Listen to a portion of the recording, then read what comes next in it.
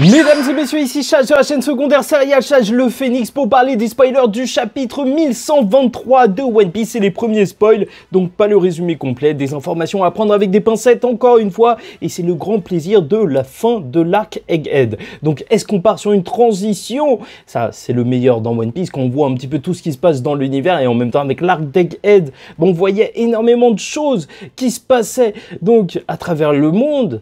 Donc, est-ce qu'on a vraiment besoin de ça maintenant? Oui, quand même, avec l'information de Vegapunk, ou peut-être qu'on verra ça plus tard. Quoi qu'il en soit, c'est parti. Bien sûr, n'oublions pas que c'est des informations à prendre avec des pincettes et c'est de la narration graphique, surtout One Piece. C'est beau quand tu vois les cases qui vont avec le texte.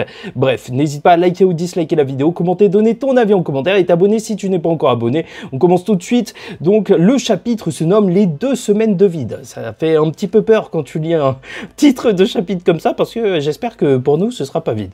À Egghead, tous les soldats de la marine sont KO, même les vice-amiraux, ok? Dory et Brogy disent que le haki des rois qui a été lâché par le robot pourrait être encore plus élevé que celui de Shanks.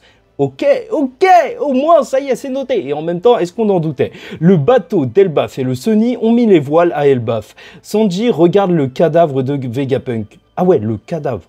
Ah oui, il est vraiment mort. Ah, je suis choqué. Je suis choqué parce que je me disais, mais pourquoi il est sur ce bateau? Bon, nouveau flashback, il y a 2 semaines, Shaka a découvert qu'il y avait quelques changements dans le laboratoire de données. Shaka a partagé l'information avec Vegapunk et Pythagore et ils ont découvert qu'il y avait un Vegapunk qui les a trahis. Ils pensaient que le traître était Lilith, mais ils ont finalement découvert que c'était York. Vegapunk, utiliser l'avidité pour la créer, c'était une erreur. Ah, c'est beau, c'est beau, c'est beau. Et qui sait, peut-être que ça pourrait être un parallèle avec Imusama, hein, qui pourra avoir un de ses membres du Gorosei en traître. Hein. Tu sais, le blond, là, celui qui ressemble à Sanji, entre guillemets, et qui se transforme en vert, là. Bah, il y avait des théories comme quoi il aurait pu être un traître et tout, parce qu'il semble un petit peu plus jeune que les autres, sait-on jamais. Si Imusama, c'est vraiment ses satellites, les Gorosei. Mais je raconte un petit peu n'importe quoi. Lorsqu'ils ont entendu parler de l'incident du royaume de Lulusia, une semaine plus tard, ils ont réalisé qu'il n'y avait pas d'échappatoire. Vegapunk, Shaka et Pythagoras ont préparé la contre-attaque. Vegapunk a modifié le robot géant pour cacher le Dendenmushi et ils ont enregistré la vidéo prête pour la diffusion. Puis ils ont supprimé les 2 dernières semaines de leurs souvenirs pour cacher à York le plan qu'ils avaient préparé. Ok, c'est bizarre parce que, ok, comment York s'en est pas rendu compte? Après avoir supprimé leurs souvenirs, Vegapunk a trouvé un message laissé par lui-même. Ayez foi en vous-même et mourrez. Ok. Ok, est-ce que Vegapunk, en fait, il avait prévu un truc? Donc, vu qu'il a supprimé ses souvenirs, il ne savait pas comment ça allait se passer. Ok, d'accord, là, ça s'explique. Mais est-ce que, justement, il avait prévu quelque chose pour revenir à la vie par la suite? Je ne sais pas. Ou c'était juste un bon, hein, ça se trouve aussi.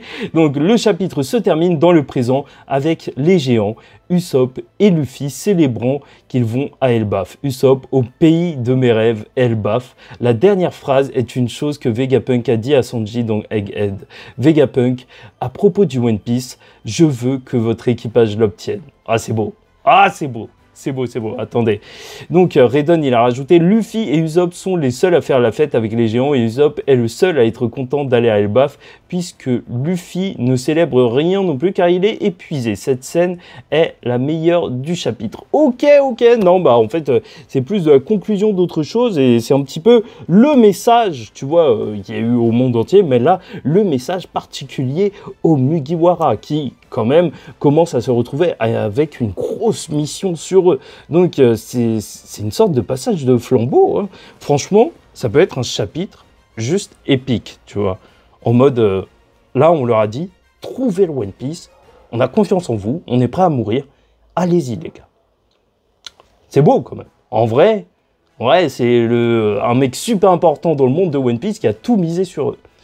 Donc, je sais pas, j'ai très hâte de voir le chapitre en entier. Ok, je pense pas que voilà, ça va faire énormément de bruit, mais pour moi, c'est un bon chapitre de One Piece, tu vois. Ça apporte quelque chose à l'histoire qui en devient encore plus grandiose. Et peut-être que je parle pour rien. Enfin bref, n'hésitez pas à me dire ce que vous en pensez en commentaire, bien évidemment. Je vole vos vannes, je suis youtubeur professionnel apparemment. Et en attendant la suite sur la chaîne principale, donc vendredi, la review, je vous dis ciao tout le monde, faites très attention à vous et surtout, paix sur vous.